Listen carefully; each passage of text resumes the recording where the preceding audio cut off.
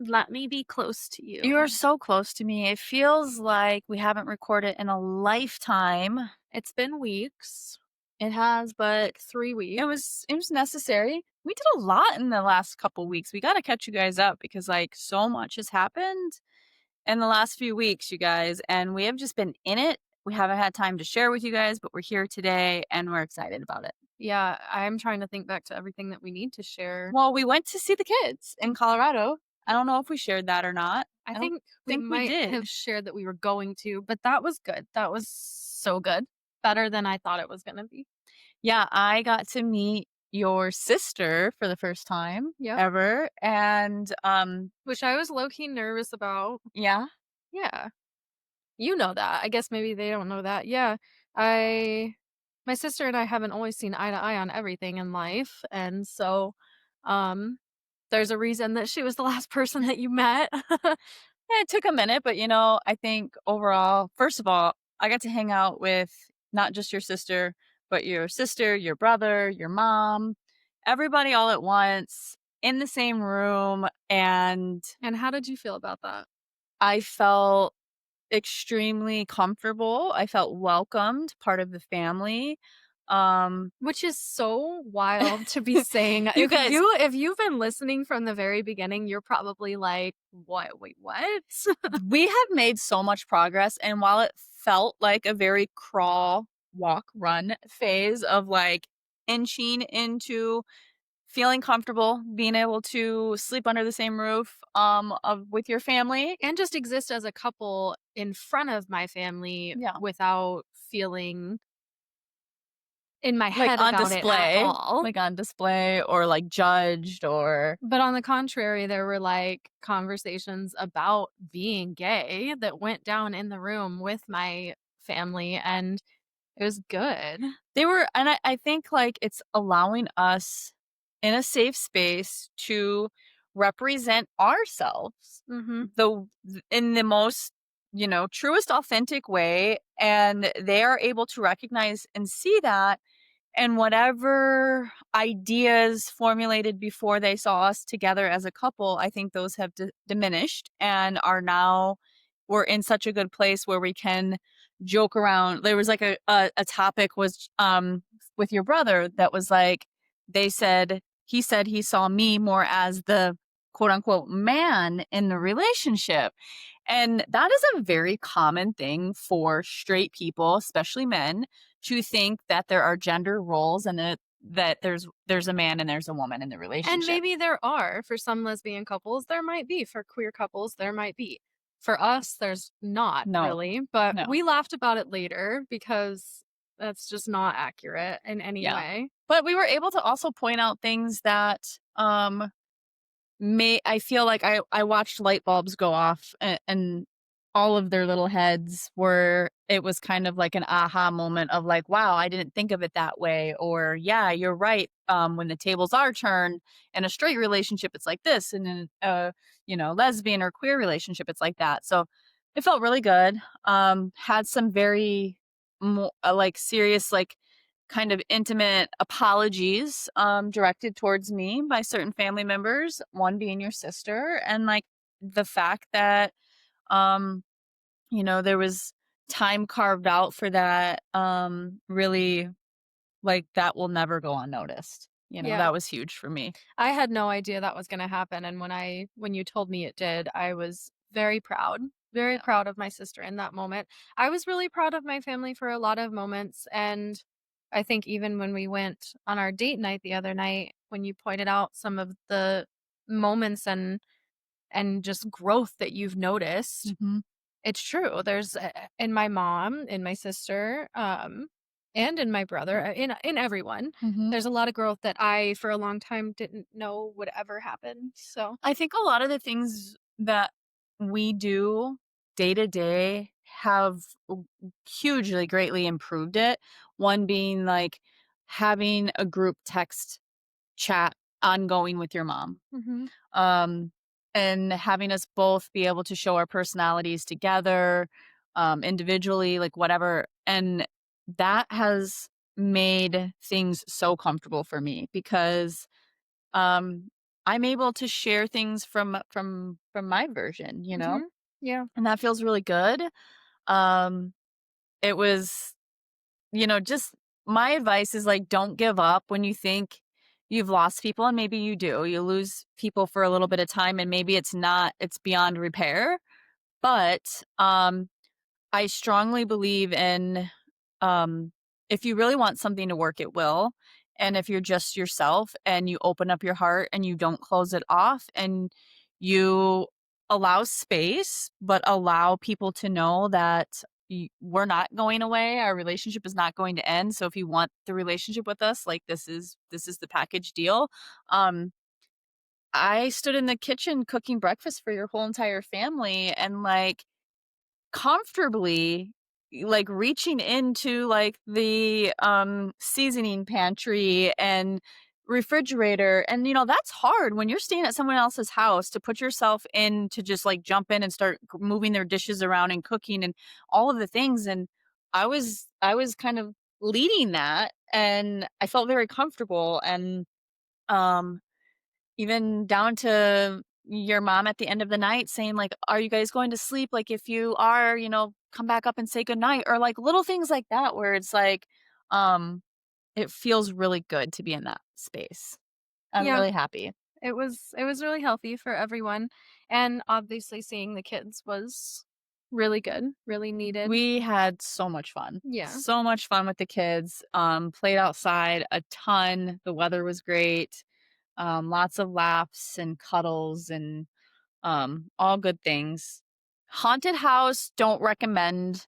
It was not family friendly. That haunted house was a fail. Mistakes were made. Mistakes were made, but we've overcome. Yeah. And then we came back and we rolled right into My prepping for next week, yeah, my really. surgery is literally 6 days away. Yeah. 6 days away from surgery. Let's talk about it. Well, I think everyone should understand that that's a huge part of why we did take some time, I think. I I think what I'm learning more than anything else right now is how much emotional side effect comes into play when it comes to something like this. And I don't want to discredit any surgery out there because I'm sure all of them in their own way are emotional roller coasters. But I think when it's something that you've been pushing for so long and you've wanted and been held back from, or um, whatever the case may be, seeing all of it come to light comes with a lot of emotional side effects that not everyone gets to see. A lot of them are kept behind closed doors, and for good reason. And I think similar to a conversation we recently had about um, the lack of posting videos on your social platforms, I kind of saw it as a way that you're protecting yourself in some regards, where the more you put out there, the more vulnerable you make yourself, the more you're inviting people in to give you their opinion or hate on your choice or disagree with what you're doing. And when you're already in such a vulnerable place doing something so big, it's important to protect what you can because a lot of it Absolutely. becomes something that you lose protection of. I feel like I've been very protective and limited to who and what I share.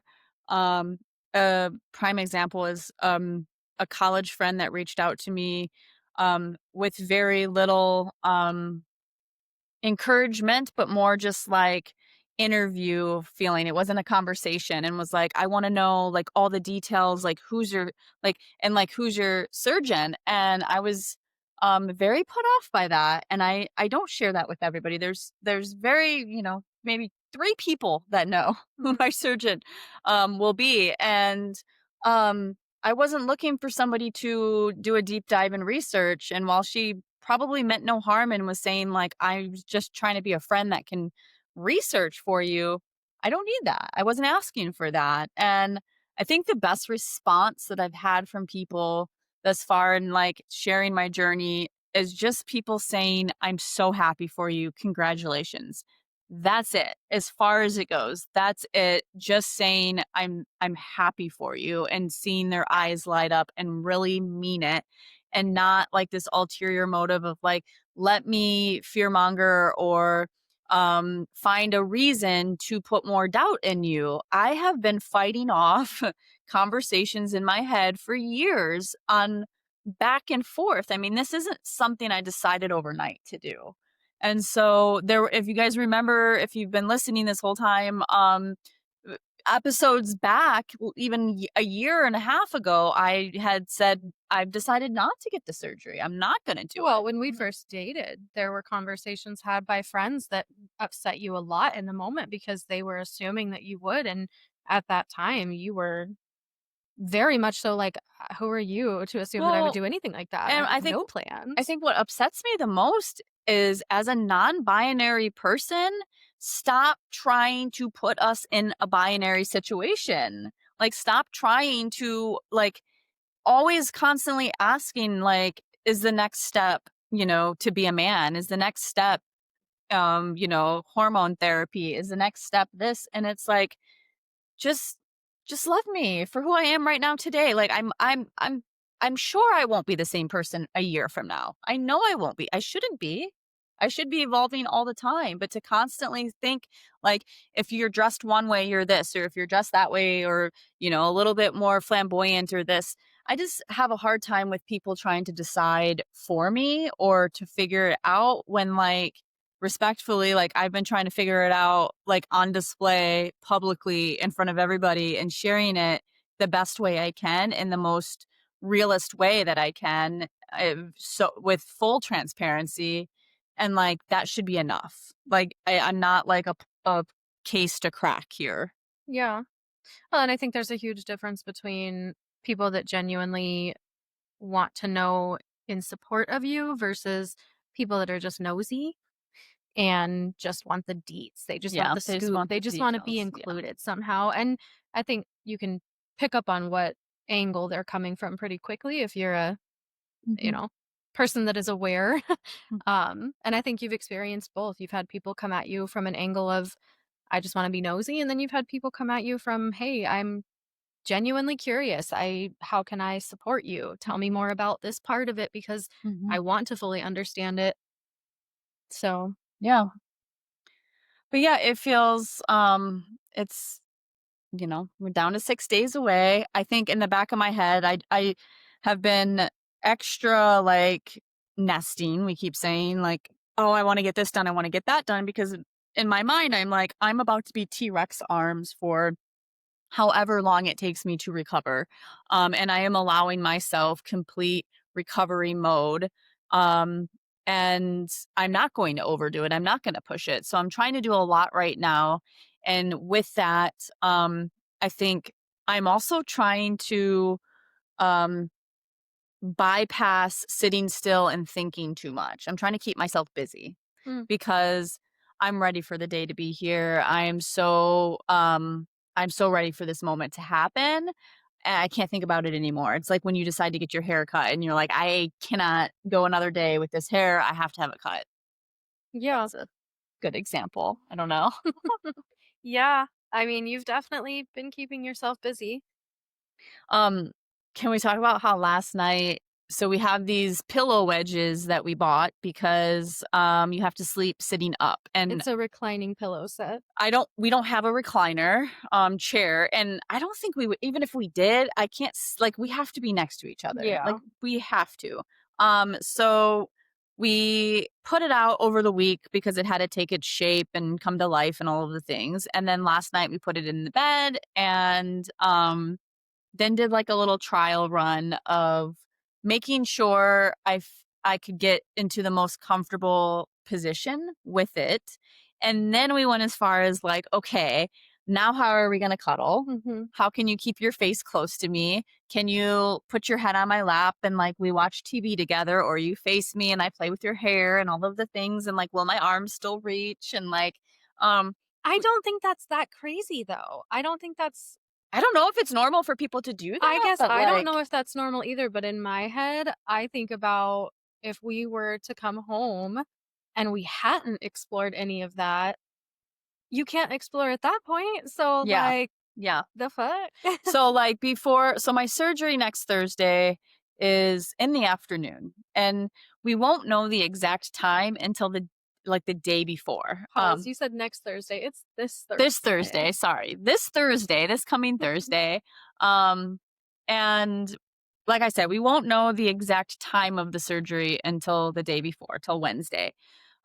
Which is kind of fucking with me a little bit because I am a planner and I want to know what Well, time. we have a window, we have a general time Yeah, idea, and I think I have to be there by noon. yeah, you've gotta be there early regardless, I so think one of the biggest things I've thought about the most is how I can't have anything to eat or drink after midnight. mhm, And I drink a lot of water. I need my coffee in the morning and I love to eat.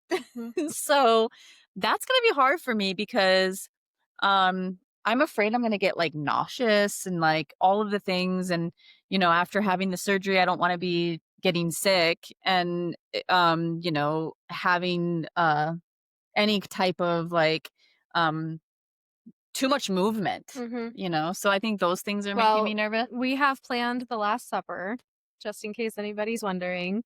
That's gonna be at It's so basic too. it's gonna be at Because there's gonna 11:30. be, like, a regular supper. Sorry, It's sorry. gonna be at 11:30 on Wednesday night, and it's pancakes and french fries. So, like, if you don't know, we have this thing where we do pancakes and french fries for, like, the biggest need of comfort.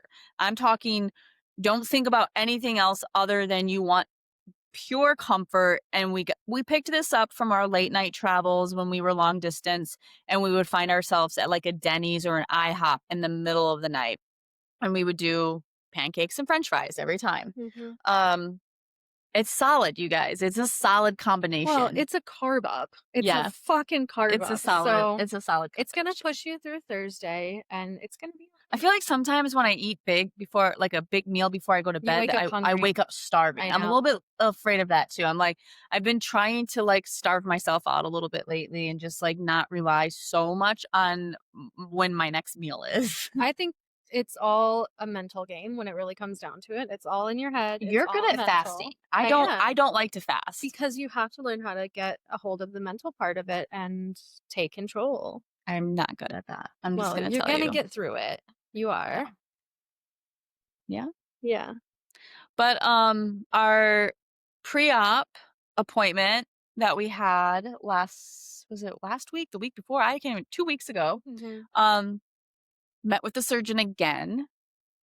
That was great. I feel very confident, took plenty of time to, like, answer all the questions, um I think it was, what's the word I'm looking for? Reassuring when they went through your list of health concerns and history and all of the things, and determined you didn't even need more tests that day because essentially you're extremely healthy. Mhm, And while I already know that, it was nice to hear a nurse mhm. confirm that, like, yeah, this is going to be A walk in the easy park. A walk peasy, in the park. considering that there could be a lot of other factors that could make it a lot more risky, or a harder recovery. So I'm manifesting a quick and, I don't want to use the word easy, but moderately easy Yeah, I wanna recovery bounce back. I considering. wanna bounce Yeah. back. And I think you will. And I've got all of the tricks up my sleeve to help that happen. You're gonna be the And best caretaker nurse ever. yeah, it's gonna be good. I, wanna tell everybody the amount of time. Now this might sound awkward, but spent a lot of time with the surgeon talking about my nipple grafting. And I don't know, again, if you've had top surgery and how much time. I'm realizing, like, some people don't even bring it up. They just let the, surgeon do whatever. Mhm. But there's so many different things to think about when you're doing free nipple grafting, and from placement to how circular or oval, when you're going for a more masculine look, it's a little bit more oval shaped. Um, Well, to size. to size, Size is a like, big is it a nickel? Is it a quarter? Is it this? Is it that? And the placement, how it falls, all of these things, and it's like, while I know, like, when it's done, right?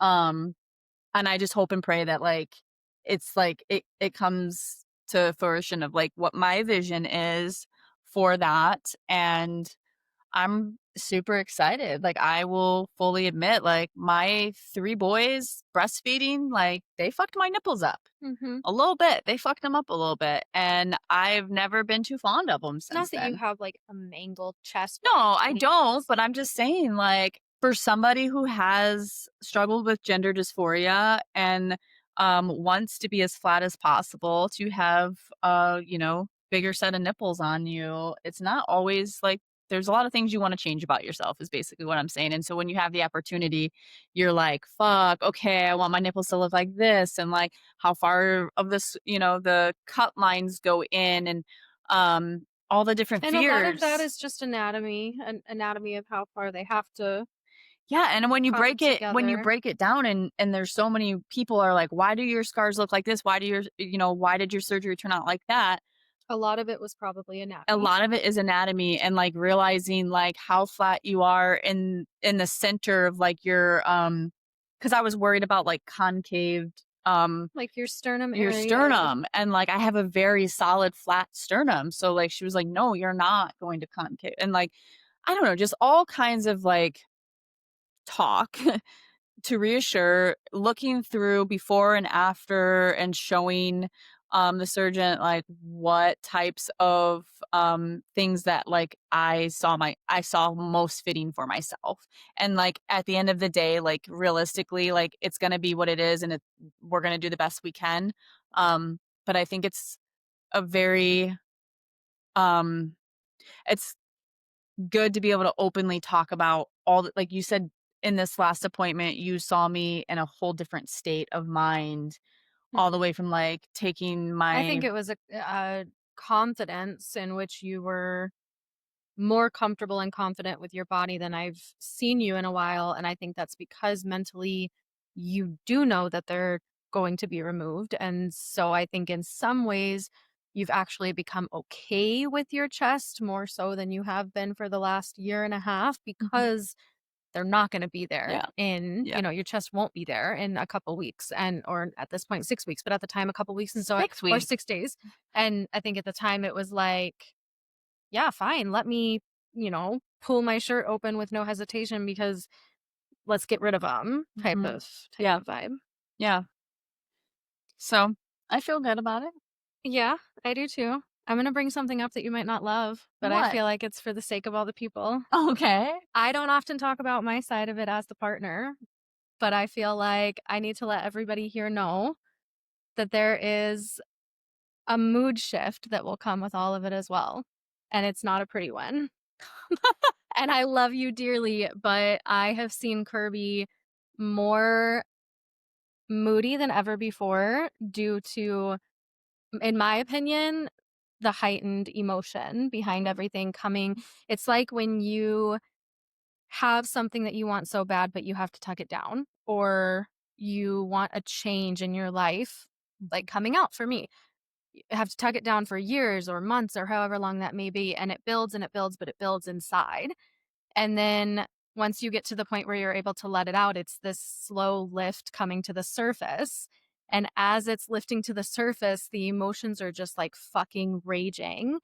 And out of all honesty, yeah, I've seen a side of you that I've never seen before, and it has caused us to have conversation we've never had before, Mhm. and I think it's important to, like, share the ugly sides of Mhm. the journey where, like, that's something that while I'm a planner, I'm an overthinker to an extent, like, I'm all mental, right? Like, I'll think about, "How could this go down? How could that go down? What are all of the possible outcomes?" That was one that had never crossed my mind. I never even for a second thought, "Oh, there's gonna be, like, so high emotions that you're gonna get a different reaction from your person than you've ever seen, and maybe you don't love the way that they're reacting to a situation."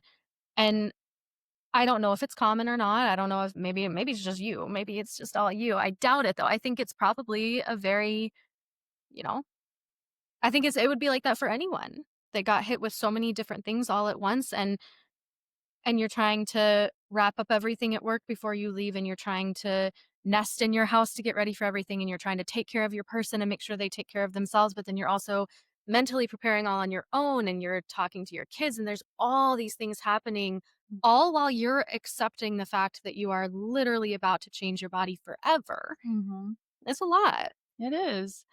Well, first of all, I hate that I've been a little bit more on edge and moody, and I think us talking through it so much like we have been, it's allowing the space to not get too, more explosive, ragey feelings because I do have I mean, there's days where I'm just like, "Oh my god, put me in a rage room and let me break a bunch of shit." Yeah. Let me just, get all of my frustrations out, and I think, um, I have pushed down a lot of feelings, and I'm very laid back and easygoing, but I'm somebody who feels a lot of shit at once, and to know that my biggest concerns are how comfortable other people are with me, and I've kinda pushed my feelings aside for so long, my own personal feelings. I've been forced now,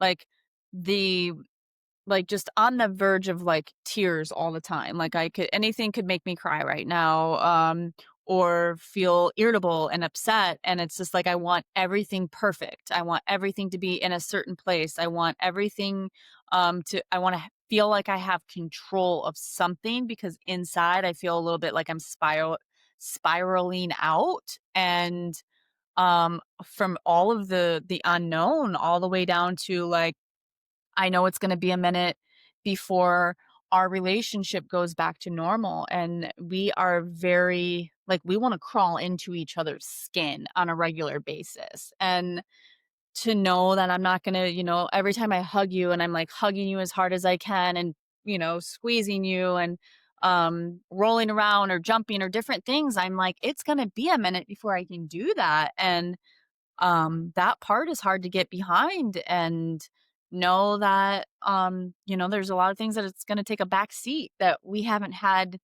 We've been really lucky to be together nonstop. And unfortunately, because we are so lucky to be together all the time, you're the one that gets to see all of the emotion, Mhm. and I can turn it off when I'm at work and just zone in on what needs to get done there, and when I come home, I can zone in and do things, but then we finally, connect, and it's like, I just, release it all, Mhm. and yeah. Well, and I think it's human nature to be the most vulnerable with your emotions with the person you're the most comfortable with. The Mhm. most, it's typically the people you love the most that you will open up to in a way that you don't open up to anyone else, whether that's a good or a bad thing in the moment. It's Yeah. pretty normal.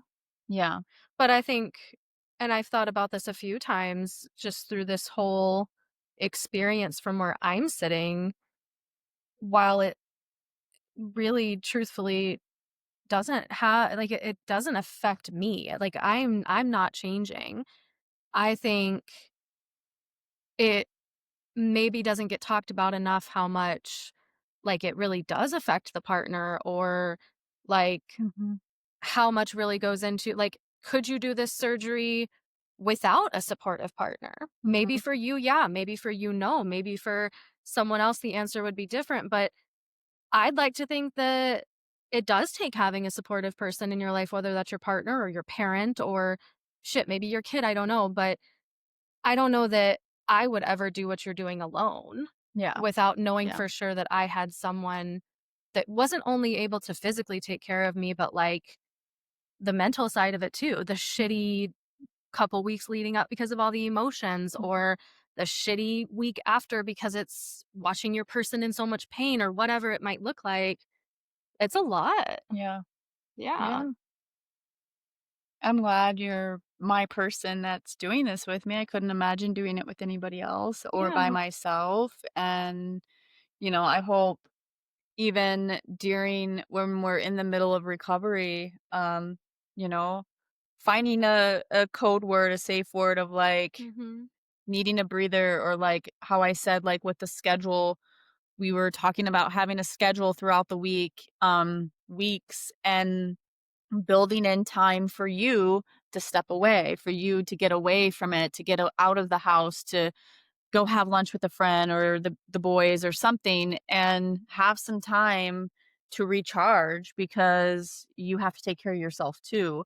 And I think when anybody's not feeling well and they're in a state of being very helpless, Mhm. um, I think it's necessary to respect that it's okay to walk away. It's Mhm. okay to say, "You know what? Like, you rest. I gotta go get some run some errands and do some things. I'll be back later."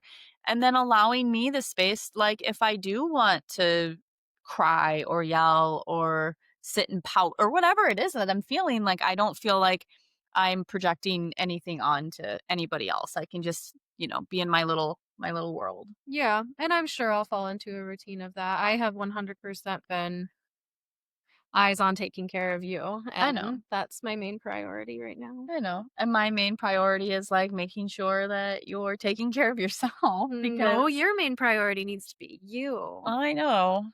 I know. So a lot of things. We're figuring this out. This is obviously real time journey of all of this and sharing it. And I don't know. I don't know what I think my biggest advice would be if you're going into it, whether you're the person going through a transition or a top surgery or anything of the sort, or you're a partner or you're a parent, like fully go into it knowing that you need to have patience in every single aspect. yeah. Yeah.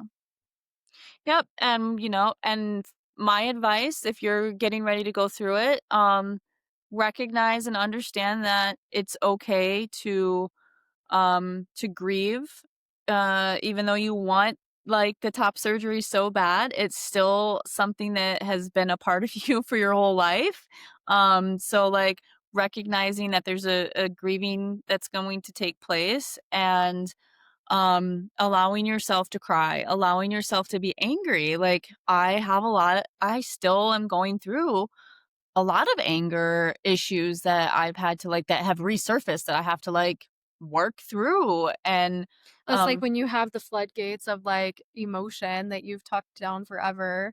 And because of top surgery right now, I think your emotions are flowing higher due to that. But once you open the floodgates, like other shit is going yeah. to trickle in there as well. Yeah. So Yeah, so just, like, just reminding yourself, like, it's all valid, all of it. Like, there's no wrong way to feel about it.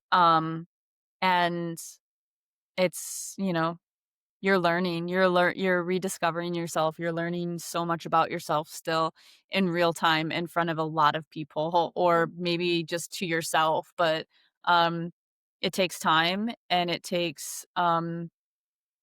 does take patience. yeah. And nobody's journey is going to be the same ever. Yeah. So, And nobody's scars are the same, and nobody's outcome is the same, and, like, it's your thing. but this is the last time that y'all will hear from Kirby with a chest. Next time, hasta la vista, Yeah, baby. we're gonna make titty cupcakes on Sunday for for the boys for pizza party at our house with titty cupcakes. Yeah.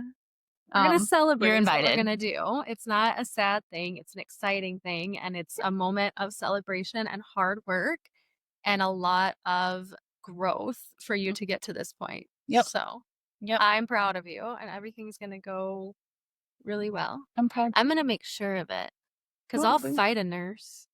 I know Oh, you fun will. story before we go, a nurse asked Kirby if, she could take, a pregnancy test from you, and I looked at her and I was like, "I'll be careful." Yeah.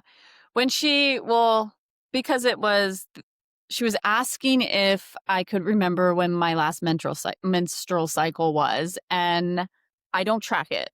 Like, usually we just Neither of know, us really like, track we're like, it. "Okay, it's probably coming soon," right? Yeah. Um, and so when she was like, "When was your last period?" And I was like, "I don't know. Like, I think it's coming." Thankfully, I'd like to report too that I have since then had my period like the next day, which is a whole thing. Like, have your fucking period if you can before you get the Schedule surgery. your surgery around it if you Like, if can. you pay Yeah. attention, which I didn't, so I just lucked out. But, so she was like, "Well, if you don't know your period, are you willing to take what are you if you don't know when your last period was, are you willing to take the pregnancy test before surgery?" And I was kinda like, sure." But then I had jokes and I said, "Don't worry, I'll be careful." And she just kinda looked at me odd, like she didn't get Well, it. we were spinning a lot of jokes. She also asked me, "Have I fallen recently?" And I was like, "Just for this one." And she was like, "Okay," and just, like, kept writing, so whatever. We think we're funny. It's fun. We're having fun. We're making the most of it, guys. We don't know exactly when we'll be back recording, so stay tuned. We love you guys. Until next time.